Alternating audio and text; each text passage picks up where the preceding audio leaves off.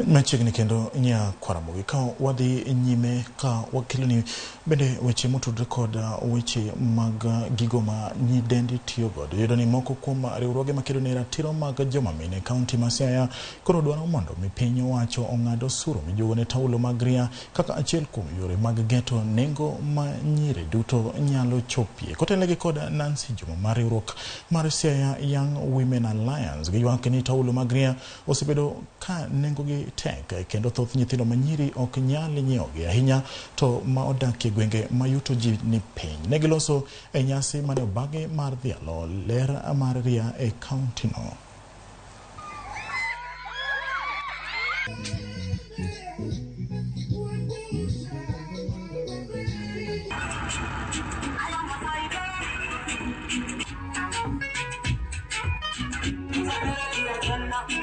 If there's a way they can be subsidized to a price that our girls can afford, even 30 bob, that one they can afford. But if the lowest is 80 shillings within this locality, I think that subsidy will help our girls. And also just having, if condoms are given for free, why not sanitary towels? They can also be given for free. They can be dispensed by our counties.